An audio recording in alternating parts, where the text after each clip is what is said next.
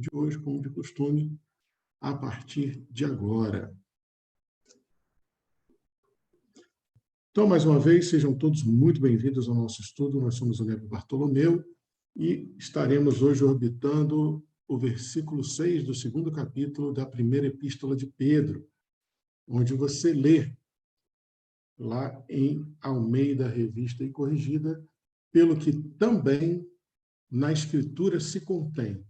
Eis que ponho em Sião a pedra principal da esquina, eleita a preciosa, e quem nela crer será confundido. Vamos ver as outras versões? Então, Almeida, Revista e Corrigida, repetindo. Pelo que também na Escritura se contém. Eis que ponho em Sião a pedra principal de esquina, eleita e preciosa. E quem nela crer não será confundido. Já na Bíblia King James atualizada, você vai ler o mesmo versículo da seguinte forma: porquanto assim está registrado na Escritura. Eis que ponho em Sião uma pedra angular, escolhida e preciosa, e aquele que nela deposita sua confiança jamais será envergonhado. Tradução brasileira.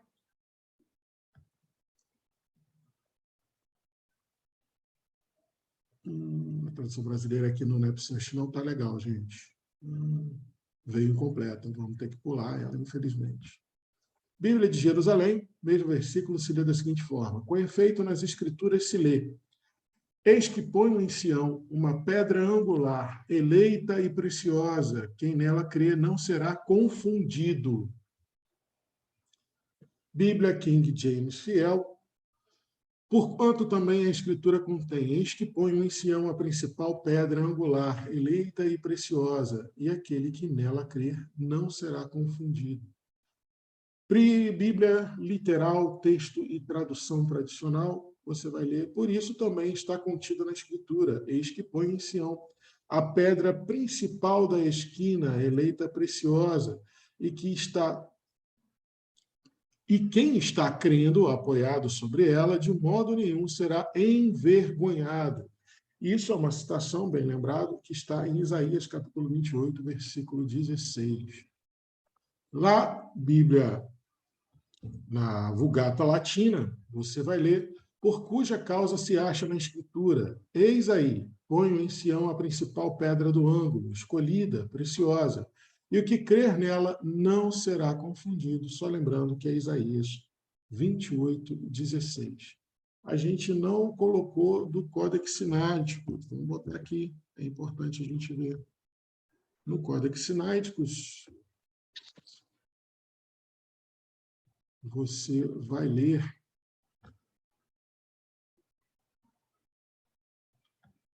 da seguinte forma: no capítulo 2, no versículo 6.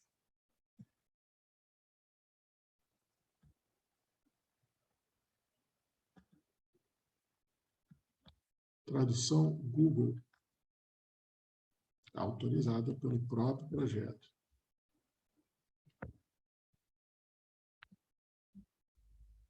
Traduzindo para o português: porque está contido na Escritura: eis que ponho em Sião a principal pedra da esquina, escolhida e preciosa, e quem nela crer não será envergonhado. Então, amada confraria, deixo com vocês agora. Alguém se deixou encantar, vamos dizer assim, com alguma palavra mais específica? Teve alguma ideia que chamou mais atenção? Só para a gente contextualizar um pouquinho essa frase citada por Pedro, como a gente falou, estamos repetindo, está no livro de Isaías, no seu capítulo 28 e no seu versículo 16. Tá? E Sião, para a gente contextualizar, era um nome dado a Israel, né? Sião, Israel. Mais especificamente, até onde eu consegui estudar, Até hoje, Sião faz uma alusão a Israel da era messiânica, né? A Israel que adentra essa nova proposta teocrática, né, do Messias que viria para restaurar a glória do povo de Israel e fazer com que todas as nações adorassem a Yahvé, ao Deus de Israel. Então, essa é a ideia de Sião. E eu entendo que essa citação de Isaías seja uma profecia messiânica, né, onde ele fala: a pedra de ângulo, né, a pedra escolhida e preciosa é o próprio mestre. Ele faz essa citação: né, eis que coloca a pedra de ângulo e vocês rejeitaram. Né? E quem lê nela, quem crê nela, perdão, não será confundido, ou em algumas traduções, não será envergonhado. E aí, gente? Alguém gostaria de chamar a atenção para alguma palavra em especial? Ô, João, repete só Diga. Isaías quanto aí? 28:16. Você quer que eu faça a leitura de Isaías para você? Eu acho que seria bom. Fazer agora para você. Deixa eu compartilhar aqui.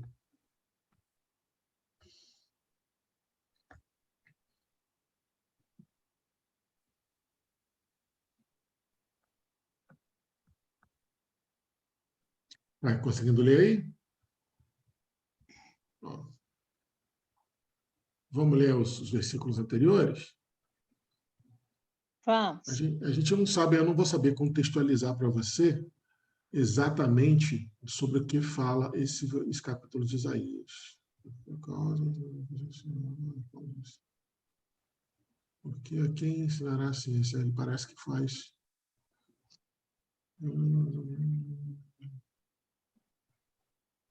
Bom, vou ler desde o início. Ai da coroa de soberba dos embriagados de Efraim, da flor caduca, glória da sua exultação dos que estavam no cume do vale fertilíssimo, errantes por cansa de vinho. Eis aqui o Senhor valente e forte como o ímpeto de uma chuva de pedra, torvelinho que tudo quebra como o ímpeto de muitas águas que inundam e se espraiam sobre uma espaçosa campina. Aos pés será pisada a coroa de soberba dos embriagados de Efraim. E a flor caduca da glória da sua exultação, que está sobre o cume do vale muito píngue, será como um fruto temporal, e chega a amadurecer antes do outono, o qual, se algum pondo nele os olhos o vir, logo assim que o tomar na mão, o devorará. Naquele dia, o Senhor dos Exércitos será a coroa da glória e a grinalda de exultação para o resto do seu povo. E o espírito de justiça para o que está assentado para bem julgar, e a fortaleza para os que voltarem da batalha para a porta. Mas também estes, por causa do vinho, não entenderam, e por causa da embriaguez andaram sem se poderem ter. O sacerdote e profeta não entenderam por causa da embriaguez. Foram absorvidos pelo vinho, andaram cambaleando na embriaguez, não conheceram o vidente e ignoraram a justiça. Porque todas as mesas se encheram de vômito e de asquerosidade, tanto assim que não havia já lugar que tivesse limpo. A quem ensinará a ciência? E a quem fará entender o que se ouviu? Aos que já se lhes tirou o leite? Aos que já foram desmamados?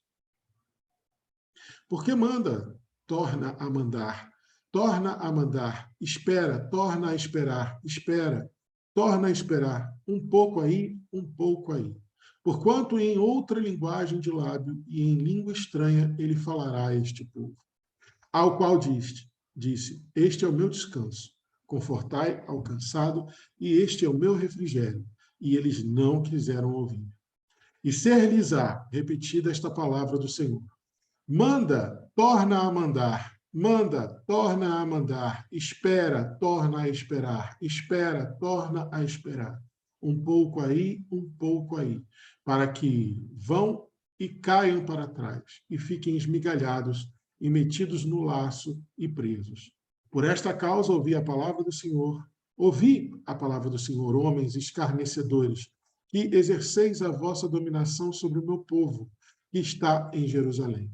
Porque vós dissestes, nós fizemos um concerto com a morte e fizemos um pacto com o inferno. Quando passar o flagelo de inundação, não virá sobre nós, porque temos posto a mentira por base da vossa esperança, e pela mentira fomos protegidos.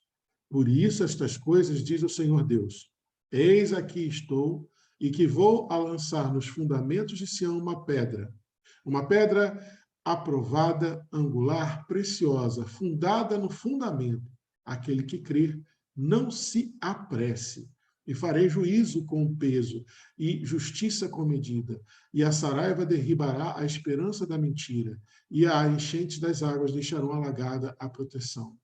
E será apagado o vosso concerto com a morte, e o vosso pacto com o inferno não subsistirá. Quando passar o flagelo de inundação, ele vos terá por emprego da sua pisadura. E daí ele continua. Parece uma visão de Isaías, né? Mas conseguiu entender um pouquinho melhor? Ô, Josimar? É porque, então, acho que não é 28,6, é 28,14, 16, né? 28,16. Eu falei 28,6? Me perdoa, 28,16. Não, entendi 6. Não, 28,16. Se eu falei 6, me perdoa. 28,16. Parece uma profecia, né? E fala, como eu falei, essa pedra angular parece mesmo uma profecia messiânica, parece o próprio Jesus, né? Eu pensei exatamente nessa pedra de esquina aí, né? Sim, a pedra de esquina, a pedra angular, a pedra de fundação, né? Aquela pedra onde a arquitetura da época fazia toda a construção em volta. Então, é a pedra fundamental, é a partir dela que se constrói todo o edifício, se constrói toda a edificação. Então, ela é fundante, né? É a pedra fundamental. Por isso, se a gente rejeitou há 2000 anos atrás e vem rejeitando até hoje essa pedra fundamental, né, a gente não vai ter grandes construções. Tudo que se construía ao derredor, sem uma pedra fundamental forte, né, vai ser efêmero, vai cair e não vai resistir ao tempo, não é? Eu não sei vocês, mas eu fiquei muito tentado a procurar aqui aquela questão das duas palavras serem diferentes. Em umas traduções está e ele de modo nenhum será envergonhado e no outros em modo nenhum será confundido. Eu pensei nisso também, porque são duas palavras muito diferentes se a gente for Muito olhar pelo vocabulário do nosso português, né? Extremamente distintas. Vamos dar uma olhada no que está acontecendo, porque tem essas duas traduções? Eu acho interessante também. Vamos, deixa eu traduzir aqui a página. Então, lembrando que a gente vai agora para o site do Bible Hub, onde a gente usa, de onde a gente busca, né, o nosso léxico grego. Então, vamos lá. Uma pedra, um escolhido e precioso pilar, e aquele que acredita na pedra jamais será envergonhado. Kataiskinter. Kataiskinter. Vamos ver, que é uma palavra composta isso aqui. Então, cognato kataínskuno. Kataínskuno é um verbo. Olha, já começamos bem. Quando é verbo, é bom. Vamos traduzir a página aqui, para facilitar isso aqui. Então, o cognato dessa palavra kataískuno, que é amaldiçoar veementemente. Olha, eu envergonho, eu desonro, eu envergonho, coloco em total confusão, frustro. Ela vem de duas palavras, de katá e aiskunomai. Vamos ver o que é katá e vamos ver o que é aiskunomai. Envergonhar, ou seja, desonrar, ou por implicação, envergonhar, confundir, desonrar. Ser a ou fazer a vergonha. Até para o grego, até a tradução grega está bem ampla, né? Vamos ver as origens desse verbo. Então, katá é uma preposição, deixa eu traduzir aqui. Katá, uma preposição, quer dizer baixo, contra, ou até mesmo de acordo com. Caramba! Deixa eu ver. É uma preposição governando dois casos gramaticais, propriamente para baixo de, ou seja, de um plano superior para um plano inferior com referência especial ao término, ponto final. Então, catar é uma para baixo, catar para baixo, e aíscono é um verbo também. Estou envergonhado, desonrar, envergonhar. Desgraça também, olha lá, Simar, que você está lendo aí, ó. Pode ser traduzido como desgraça, né? Então, a gente pode entender essa palavra, né, cognata kataíscono, que é traduzida como confuso, né, ou envergonhado, a gente pode traduzir, vou botar lá no Almeida Revista Corrigida. Quem crer nessa pedra de esquina preciosa não estará para debaixo da desgraça, não estará para debaixo da desonra, não estará para debaixo da vergonha. Se a gente for traduzir usando as partes, né, os fragmentos de origem. Então, cataíscono também pode ser entendido como para baixo da vergonha, desonrado. Aqui, ó. Segundo Thayer, pelo uso hebreu, disse que é envergonhado quem sofreu repulsa ou quem alguma esperança enganou. Portanto, não decepciona.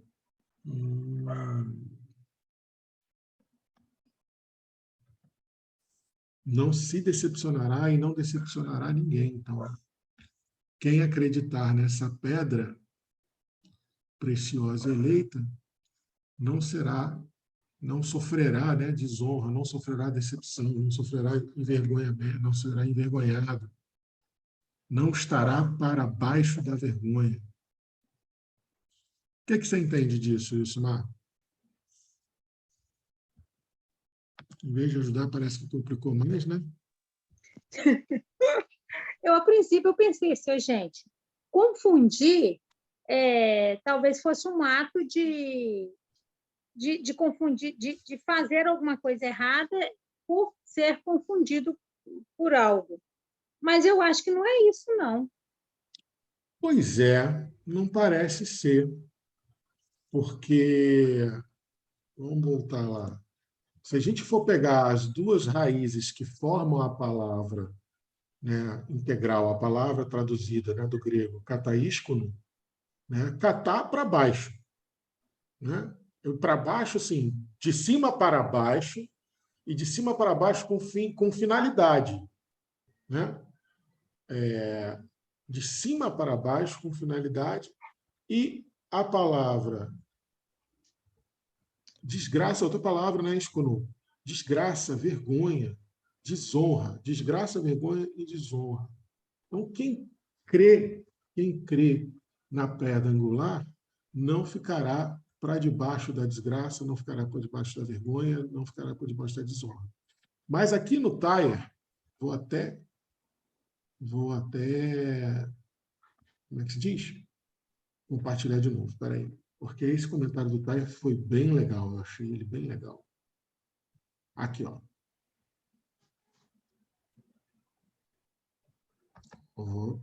Aqui. Thayer comenta que o sentido dessa palavra em 1 Pedro 3,16, que não é, né, propriamente o capítulo que a gente está estudando, mas faz parte da Epístola de Pedro, então é confiável a gente entender que Pedro possa ter tido esse sentido ao falar a palavra, né? É um uso do que é envergonhado, de quem sofreu repulsa ou quem alguma esperança enganou. Ou seja, o que é a repulsa para o judeu? É aquele, por exemplo, leproso. O leproso ele era repulso, porque ele era retirado do convívio social, era proibido de entrar na sinagoga, ninguém poderia fazer comércio com ele. Né? Então, a repulsa é quando você era excluído. E, geralmente, você era excluído por alguma vergonha. Né? Ser excluído socialmente é uma vergonha, é uma desgraça. Então, realmente, eu acho que confundido, não sei se bate não sei se dá para a gente aceitar também, né, quanto a essa ideia, né, de que quem crê nessa pedra não vai ser repreendido, não vai ser repulso, não vai ser repelido, não vai ser desonrado a ponto de ser excluído. Eu entendi dessa forma. Você entendeu de alguma outra forma, Simar?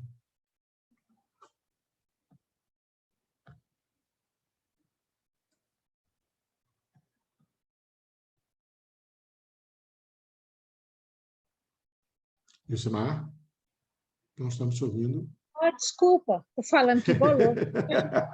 É, pensando que você colocou aí para nós que Sião é Israel, e Uhum. traduzindo isso num vocabulário mais atual, olha, então eis que em Israel eu envio o Mestre Jesus, Uhum. que é essa pedra preciosa, essa luz, e quem nele crê não será confundido, não será repulso, não passará vergonha, que se de uma forma ou de outra alguém tentou confundir, pode ser nessa situação também de confusão com os ensinamentos, o que ele quis ensinar. Então, se Sim, realmente o povo de Israel creu nos ensinamentos daquele Jesus Cristo, jamais eles se confundiriam, jamais eles seriam expulsos, né, ou sofreriam repulsa, e jamais também eles se envergonhariam. Falando bem no popular, né?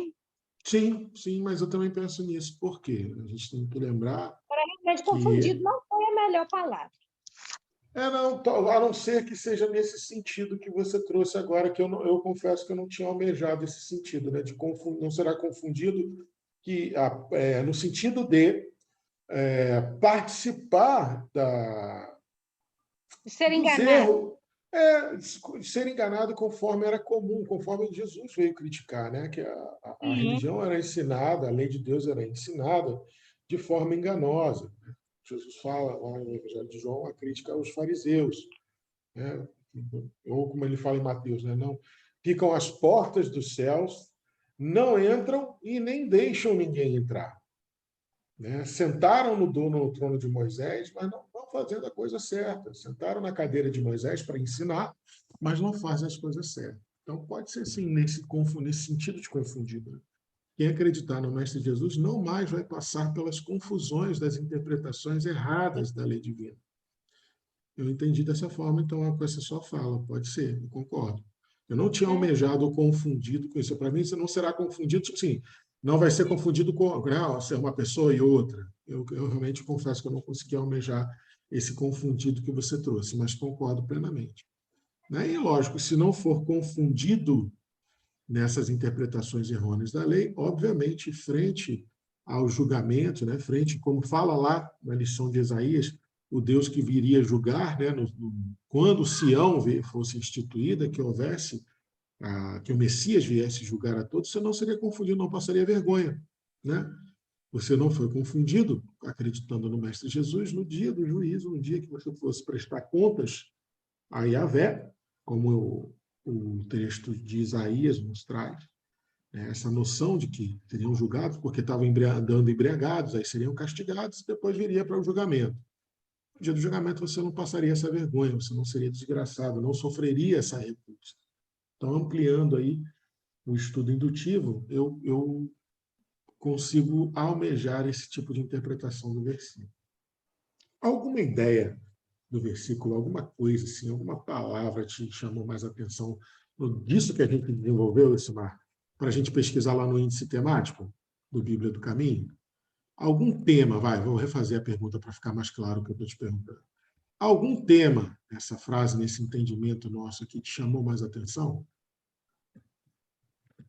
olha, deixa eu ver aqui. Igual eu falei no último estudo, eu estou encantada com essas referências, né? E eu tinha Uhum. assistido um estudo com a Mônica sobre a pedra angular. Uhum. Talvez a gente pudesse buscar um pouquinho aí sobre essa pedra angular, Vamos. que eu acho muito interessante. Sim, vamos sim. Aí, nós vamos fazer o seguinte. Deixa eu ver se tem esse tema no índice temático da Bíblia do Caminho. Eu acredito que não. Não, não tem. Mas a gente pode fazer o seguinte.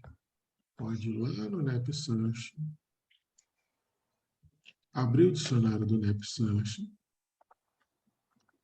e digitar pedra angular. Vamos ver se o NEP Sanche traz alguma coisa para a gente. Pouquinha coisa, mas traz. Ó. Pedra angular, o canto inferior de uma construção, um alicerce, ou a chave de uma abóboda. Olha, pode fazer tropeçar ou cair aqui. Ó. 1 Pedro 2,8, ó, daqui a 2 versículos a gente vai ver porque que ela pode fazer alguém tropeçar ou cair sobre alguém. Se ela estiver na abóboda, né, ela pode cair sobre alguém. Dicionário da Bíblia de Almeida, pedra angular, de esquina, igual no Salmo e igual Pedro 2,6. Deixa eu ver aqui, ó, onde Jesus fala sobre a pedra angular. Eu não estou lembrando em qual parte dos evangelhos. E lembrando, quando você procura aí, que a abóboda a gente tem noção de ser uma coisa arredondada, não é? Sim, sim, sim. Aqui, ó, Mateus 21, 33 a 43. Vamos lá. Mateus 21, 33 a 43. Vamos ver se tem alguma coisa para clarear a nossa ideia. Mateus 21. Mateus 21 mesmo, né? Mateus 21, 33 a 43. Vamos lá. Pesquisando.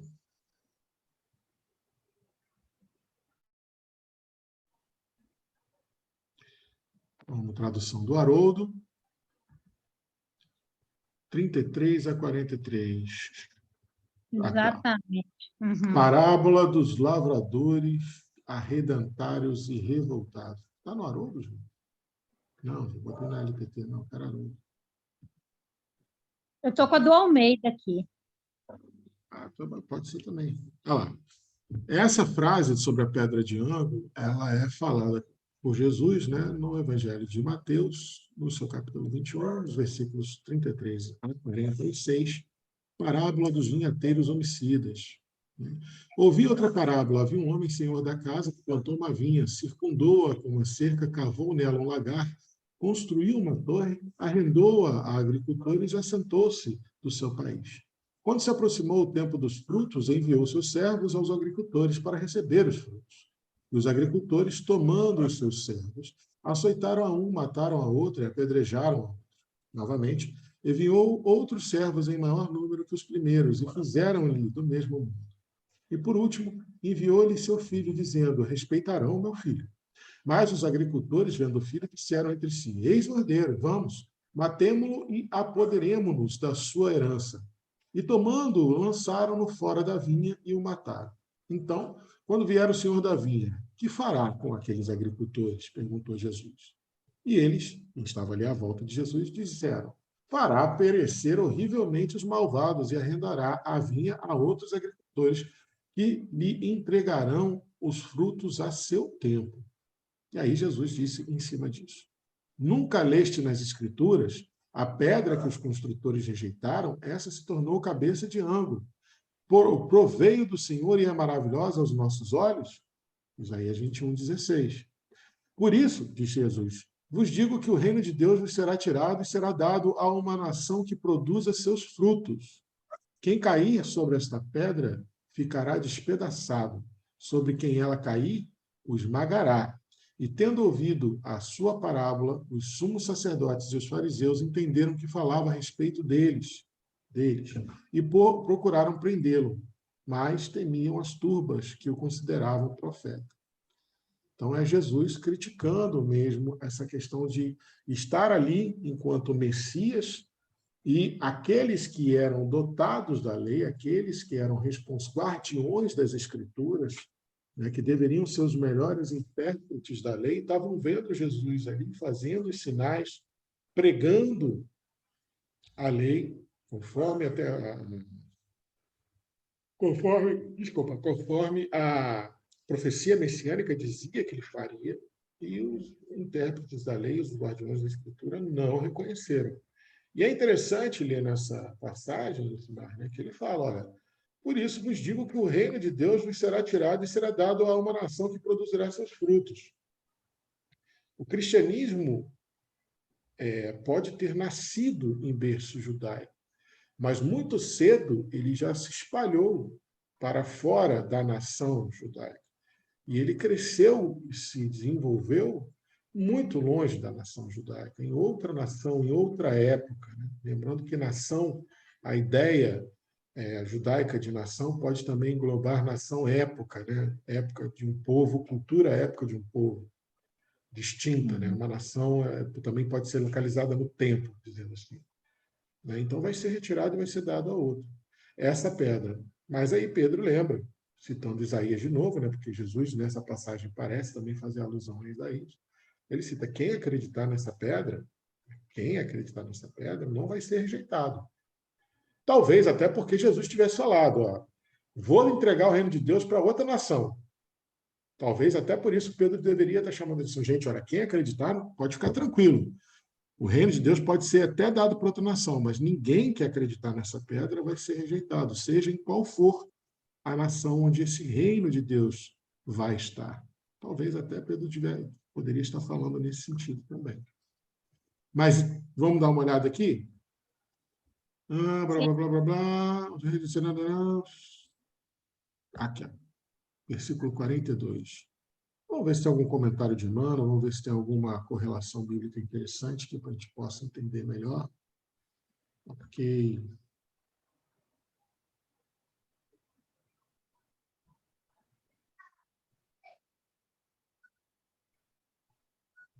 Tem um comentário do Champlin, sempre bom ver, né? Disse-lhe Jesus: nunca leste as escrituras, a pedra que os edificadores rejeitaram, esta foi posta por cabeça do ângulo. Pelo Senhor foi feito isto e é maravilhoso aos nossos olhos. A citação é de Salmo, ó, não é de Isaías. Segundo Champlin, a citação não é de Isaías. E pediu para a gente dar uma olhada no paralelo harmônico em Marcos. Vamos ver.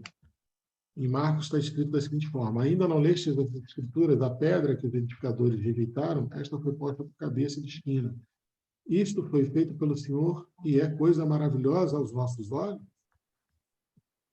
E aí o Champlin, Salmo 118, a pedra que os edificadores rejeitaram tornou-se cabeça da esquina. Foi o Senhor que fez isto e é coisa maravilhosa aos nossos olhos. É bem mais próximo do Salmo do que de Isaías. Salmo 118, pode, João? Salmo 118, versículos 22 e 23. A citação de Jesus está mais dentro do Salmo 118 mesmo. Por isso que é bom sempre dar uma lida no chão.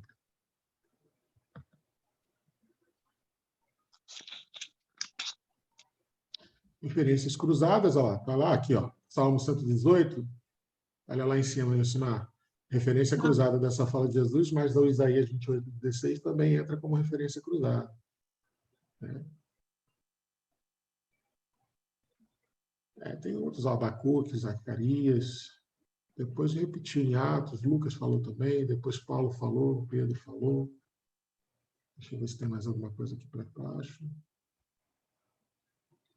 As referências que tem são Gênesis, olha, só comentários mesmo, não tem nenhuma lição exegética de Emmanuel, mas tem aqui, ó, Parábolas e Ensinos de Jesus, do Caibar Schutel. Né? E assim, a gente tem que fazer ouvir aqui a questão da pedra do ângulo. Ou seja, é uma construção, uma abóbada, uma coisa redonda. Se você tirar aquela pedrinha ali que está no ângulo, vai cair tudo. Sim, exato, exato. O equilíbrio, sim, a harmonia exato. da construção, né? Aquela construção, os romanos que faziam os arcos nesse tipo de construção, né? Eles iam colocando as pedras empilhadas em ângulo e a última pedra, né, que ela era a única que era realmente talhada em ângulo, né, as outras eram só postas com angulações relativas umas às outras. Né? Só a última pedra que era um pouco angulada, justamente para ela fazer aquele equilíbrio. E quando ela era colocada, o arco inteiro se sustentava, né? Não caía. É o mesmo princípio que ele fala aqui dessa pedra do ângulo da abóbada, né? É o mesmo princípio dessa arquitetura romana do arco, né? Como é que eles faziam. E por isso ela ser tão preciosa, né? Tão Sim, porque importante. sem ela nada se edifica, sem ela nada se sustenta, sem ela todas as outras pedras vão cair sobre a cabeça de quem estiver embaixo. Sem ela não tem como você fazer o arco, sem ela você não tem como sustentar a construção. Exatamente. Se não tem também essa explicação que você deu aí, a gente fica sem entender o que é na construção, assim, né, na prática, lá o que é essa pedra de ângulo e por que ela ser tão importante, né? Sim. Vamos ler então, já que a gente não achou grandes coisas, vamos ler o comentário do Caibar Schutel, se o Márcio topa ler? Vamos. Já que a gente não está sendo muito inspirado hoje, vamos buscar inspiração nos nossos benfeitores. Então, para quem não percebeu ou quem não ouviu, é esse comentário à pedra de ângulo que Jesus faz em Mateus 21, 42. Você vai achar isso comentado por Caibar Schutel no livro Parábolas e Ensinos de Jesus, no seu capítulo 75, intitulado Pedra Rejeitada. Comentário de Caibar Schutel. Nunca lestes nas Escrituras a pedra que os edificadores rejeitaram, essa foi posta como pedra angular? Isto foi feito pelo Senhor e é maravilhoso aos nossos olhos? Salmo 118. E também Mateus 21, 42. E Caibar Schutel diz: a pedra que os edificadores rejeitaram se tornou cabeça de esquina. Da parte do Senhor se fez isto, maravilhoso é aos nossos olhos. Salmo 118. Estavas vendo até que uma pedra foi cortada sem mão, a qual feriu a estatura nos pés de ferro e de barro e os esmiuçou. Profecia de Daniel, o sonho que Daniel teve e falou para o imperador. Né? E indo Jesus para as bandas de Cesareia de Filipe, perguntou aos seus discípulos: quem diz o povo ser o filho do homem? Responderam: uns dizem João Batista, outros Elias, e outros Jeremias, ou alguns dos profetas. Mas vós, continuou eles, quem dizeis que eu sou? Respondeu Simão: tu és o Cristo, filho do Deus vivo. Disse-lhe então Jesus: bem-aventurado és, Simão, filho de Jonas, porque não foi a carne nem o sangue quem te revelou, mas meu Pai que está nos céus. Também eu te digo que tu és Pedro, e sobre esta pedra eu edificarei a minha igreja, e as portas do Hades não prevalecerão contra ela. Dar-te-ei a chave do reino dos céus, e o que ligares sobre a terra será ligado nos céus. O que desligares sobre a terra será desligado nos céus. Mateus 16. A revelação é a base fundamental da religião. Agora sim, propriamente dito, o comentário do Caibar. Toda a moral, toda a filosofia, toda a ciência tem por base a revelação. Ela é o fundamento de todo o progresso, é a pedra inamovível sobre a qual se ergue o edifício da verdade que abriga a humanidade. Infelizmente, assim não têm entendido os homens que se construíram guias dos povos, pastores de almas, os dirigentes da opinião pública de todos os tempos. Todos esses edificadores de sistemas filosóficos, religiosos e científicos têm posto de lado a pedra sobre a qual se arrima a verdadeira construção. Por isso vemos a ciência sem ideal, a filosofia sem lógica e a religião sem provas, sem razão e sem sentimento, agitando a humanidade num envairamento tão acentuado que se pode contar o número daqueles que procuram orientar-se pela bússola da verdadeira vida. Olha que ideia, que frase genial do Caibar, Isma. Muito bom. Todos esses edificadores de sistemas filosóficos, religiosos, científicos têm posto de lado a pedra sobre a qual se arrima a verdadeira construção. A pedra é quem? Jesus do Evangelho, né? A codificação da lei divina que o Mestre Jesus nos trouxe através do Evangelho. Por isso vemos a ciência sem ideal, a filosofia sem lógica e a religião sem provas, sem razão e sem sentimento, agitando a humanidade num desvairamento tão acentuado que se pode contar o número daqueles que procuram orientar-se pela bússola da verdadeira vida. Daí a resolução divina em colocar a pedra rejeitada como cabeça de esquina, e os que nelas tropeçam são esmagados. Se examinarmos a história, veremos sábios e doutos de todos os tempos reduzidos a zero pelo poder irrepreensível da revelação. Ainda mesmo os que julgavam inatingíveis as forças que esse poder encerra, tiveram de ceder, Deus sabe como, às injunções superiores, pagando até com a vida o tributo que lhe devia. A história sagrada é um registro admirável da ação persistente e reimprimível da revelação. Ora, são os gênios, os espíritos protetores do nosso mundo que, utilizando-se da revelação, nos guiam na íngreme estrada da evolução. Ora, são os seus prepósitos, que na sua ação benfazeja abatem reinos, aniquilam poderes e ferem com a espada flamejante da verdade os falsos apóstolos. Os ministros fraudulentos que, na louca pretensão de infalibilidade, atiram as almas aos báratos insondáveis do fanatismo da superstição. Exemplifiquemos. Na infância da humanidade, Abraão recebe a revelação da unidade de Deus e do seu poder sobre o universo todo. Foi a primeira revelação. Nenhum mandamento, nenhum preceito foi estabelecido nesta manifestação. Mais tarde, os prepostos divinos baixam ao Sinai e Moisés recebe o Decálogo, que, além de referendar a manifestação abraâmica, prescreve deveres necessários aos povos daquela época. Né? Além de estar lá o que foi dito a Abraão, né? Eu sou seu Deus, seu único Deus, Deus que o tirou da servidão do Egito, está lá o Decálogo, os 10 mandamentos.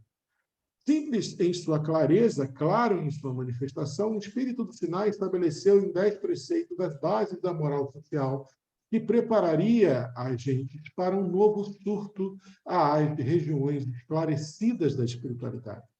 Infelizmente, como sói acontecer em todas as manifestações do alto, a má interpretação humana, mesclando-se ao pensamento divino, desnaturou o decálogo, transformando-o num código draconiano, onde quase se prescreve o dente por dente, olho por olho. Mas a verdade primitiva, apesar de tudo, permanece para aquele que tem olhos para ver. Passam-se os tempos novos, tempos vêm, e o céu delibera enviar à terra uma nova mensagem, visível e tangível. É a revelação cristã, vestida com todos os esplendores do Espírito. Este é que testifica a verdade do Verbo, exaltando o valor da pedra, revelação, que foi posta como pedra angular dos seus ensinos, mas que foi rejeitada pelos edificadores. Tornou-se a cabeça da esquina, na qual tropeçam os incientes e deturbatores da lei. O divino Messias não deixa de dar essa pedra como fundamento da sua religião, não deixa de mencionar a revelação como sendo o fundamento da sua igreja, superando Petran, edificando, super anque Petram edificabo ecclesiam meum, latim. Sobre esta pedra edificarei a minha igreja. Aparece bem claro o texto para que nos detenhamos em mais considerações. A palavra do homem é resultado da carne e do sangue. Mas a confissão de Pedro não saiu da carne ou do sangue, mas sim da revelação divina. Tu és o Cristo, o Filho do Deus vivo. Sob esta pedra edificarei a minha igreja. Novamente os tempos se esvaem e a humanidade progride.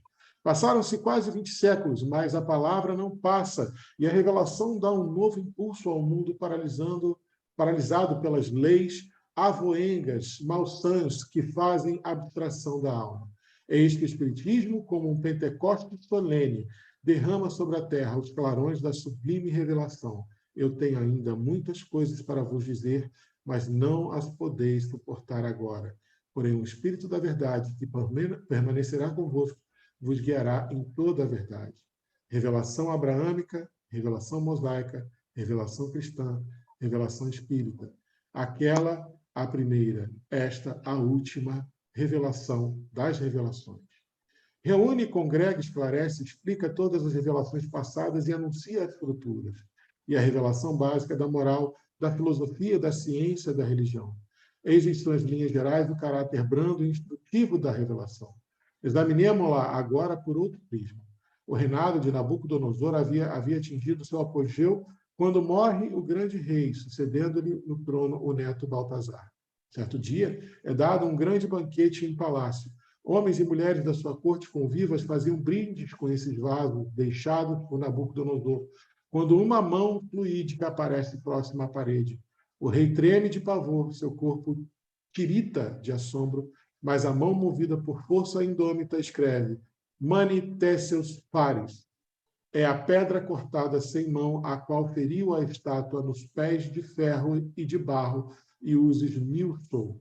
é a revelação, aguilhão terrível contra o orgulho e a vaidade, que veio pôr termo ao reinado improfícuo. Prossigamos na análise.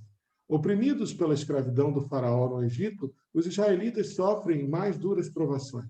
O poder despótico do rei não dá trégua aos escravos, quando o Senhor, compadecido de seus filhos, chama a Moisés e a Arão, reveste-os de dons e envolve-os nas graças da revelação. Não é preciso transcrever os prodígios operados ante o faraó por aqueles insignes varões. Os magos, com toda a sua arte e seu encanto, não conseguiram dominar as pragas em que envolviam os egípcios. E se chegaram a imitar alguma delas, foi para servir de castigo ao rei endurecido, proclamando, por fim, o espírito à liberdade de Israel e a subjugação de seus terríveis opressores.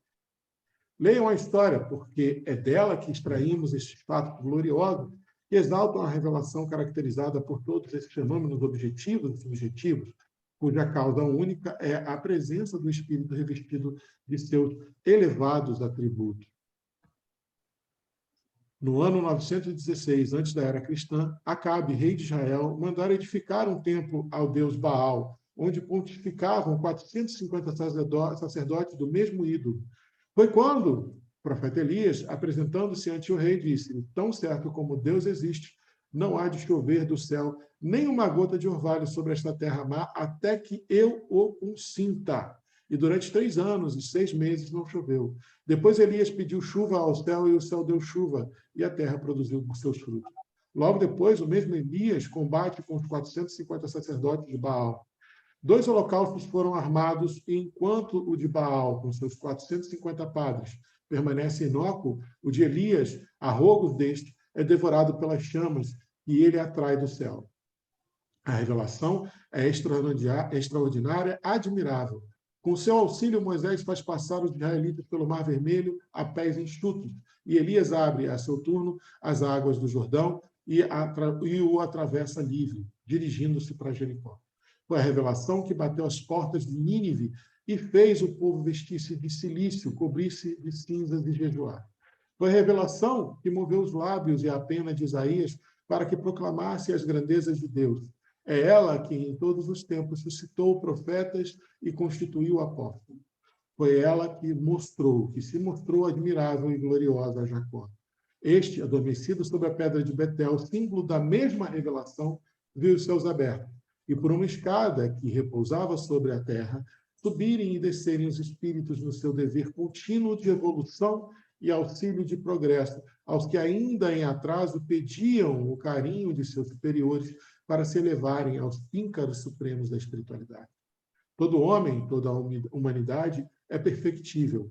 De século em século, de ano em ano, de dia em dia, a humanidade conquista novas luzes que lhe dão superioridade moral, material e espiritual. Esta verdade é axiomática. Todos os progressos conquistados nos são proporcionados pela revelação. Infelizmente, não se tem compreendido assim, porque os edificadores, na ânsia de glória, subordinados a ideias bastardas, rejeitaram a pedra angular e, afinal, foi posta como cabeça de esquina. Excelente. Excelente, excelente. Excelente, né? Você já jantou? Fecha bem a ideia que a gente começou falando, né? A ideia que nos veio sobre a interpretação do versículo de Pedro. Né? Aquele que crê no Mestre Jesus, que acreditar nele, não vai ser rejeitado, mesmo que a árvore do Evangelho seja passada, mesmo que o reino de Deus seja passado para outra geração. Aquele que crê na pedra de ângulo não será rejeitado. Né? E aquele que crê na pedra de ângulo não será confundido. A revelação para ele é clara, como foi para Jacó, como foi para Abraão, como foi para Moisés, como foi para Kardec. Aquele que crê em Jesus tem as revelações clarificadas, e isso pode evoluir. E, principalmente, aquele que crê na pedra de ângulo, que é o Mestre Jesus, jamais será envergonhado.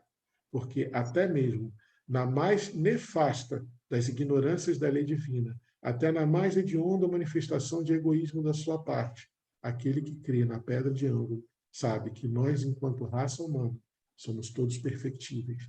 O que eu não sei hoje, amanhã eu saberei. Aquilo que eu sou hoje, que está inadequado à lei divina, amanhã eu vou superar. E aquele que perseverar até o fim, esse sim será salvo. Está lá em Mateus 24. Então, eu acredito que, com esse texto maravilhoso, Caibar Schutel, né, eu consiga dizer para você, minha querida Elcimar, e aos confrades que, porventura, vão nos ouvir depois, que é o aprendizado que eu consegui extrair dessa nossa noite. Você quer falar alguma coisa? Quer trazer o seu aprendizado também, por favor, Elcimar? Nossa, que texto maravilhoso. E principalmente essa frase que a gente sempre ouviu tanto e ouve o tempo todo, né? Sobre essa pedra edificarei a minha igreja. Como que ficou claro, né? Sobre esse ensinamento, sobre essas revelações, edificarei a minha igreja. Ou seja, é aí que a coisa vai fluir, é aí que ninguém mais vai ser confundido, que ninguém mais vai ser envergonhado, né? É essa pedra, é esse ensinamento, essas revelações que hoje nos clareiam tanto, né, a mente, o evangelho e os ensinamentos do próprio Jesus nessa pedra angular. Nossa, muito bom, João. Maravilhoso, né? Graças a Deus por isso. Graças a Deus. Graças a Deus. Então, Elcimar, gratidão imensa pelo companheirismo, pela sua indulgência, né? E agradecendo a toda a espiritualidade que nos proporciona esse momento sublime de interação, de construção coletiva, é que eu convido vocês, Maria, aos irmãos que porventura vierem a nos assistir mais tarde, a nesse momento nós elevarmos o nosso pensamento ao Mestre Jesus e ao nosso Pai maior, através do nosso Mestre Jesus. E agradecer a Ti, ó Pai, porque nesses momentos nós temos a certeza da Sua mão paterna, misericordiosa, guiando os nossos passos na sua direção. Nesses momentos nós vemos o quanto que a sua misericórdia é realmente medida pela profundidade dos nossos abismos miseráveis da ignorância e do egoísmo, Pai. E por isso eu te rendo graças e louvo o teu nome em nome do Mestre Jesus. Ao Mestre Jesus, nosso divino amigo, nosso paraninfo, nosso bom pastor nessa seara que é a bem-aventurança do Espírito imortal jornadeando no universo, rumo à plenitude do amor divino. Nós te rendemos graça, ó pedra de ângulo, ó pedra de esquina que nos guia, que vem também cair sobre nossas cabeças quando nós não estamos consonantes com a tua mensagem evangélica, Mestre Jesus. E que mesmo nos esmerilhando, nos esmagando, nos aniquilando na nossa ignorância, ainda assim continua pedra de ângulo a fim de edificar a construção do reino de Deus dentro de cada um de nós. E por isso nós te rendemos graça, Mestre Jesus. A cada irmão da espiritualidade que conosco vem compartilhar e construir coletivamente essas sementes de evangelho que são plantadas nessa nossa partilha, em cada um de nossos corações, e nos ajudam durante o dia a dia a fazer com que essas sementes germinem, floresçam e frutifiquem em frutos de transformação e reforma íntima. Aos irmãos da espiritualidade nós agradecemos. E aos irmãos reencarnados, jornadeando ombro a ombro conosco na aventura do processo reencarnatório. Nossos irmãos de luta, nós agradecemos. Porque se não fosse a interação de nossas mentes, de nossas inteligências, se fosse na solitude de contar somente com os nossos mentores espirituais, seríamos tão confusos, tão pequenos. E quando nós nos unimos e cada um traz a sua parte de conhecimento, somos tão grandes, tão plenos. E a pedra de ângulo fica tão firme e nós conseguimos construir cada dia mais esse edifício chamado Reino de Deus, com o cimento do Evangelho, com o tijolo do labuta da persistência. E por isso nós agradecemos. Te pedimos, ó Pai, se for da tua vontade, em nome do Mestre Jesus, que tudo que nós lemos aqui possa realmente nos transformar a partir de hoje. E também, se for da sua vontade, que semana que vem possamos estar todos aqui reunidos novamente para dar sequência nessa festa de luz, que é o teu Evangelho. E em teu nome, honra e glória, Pai, hoje e para todo sempre. Se assim for da sua vontade, em nome do Mestre Jesus, que assim seja. Amém. Elcimar, mais uma vez, gratidão, minha irmã. Até quarta-feira que vem. E domingo a gente tem um encontro marcado no NEP Alcione, sempre lembrando. Te vejo domingo no Alcione e semana que vem aqui, com a graça de Deus. Se Deus quiser. Boa noite. Amém. Boa noite, boa semana. Fiquem com Deus. Tchau, tchau. Tchau.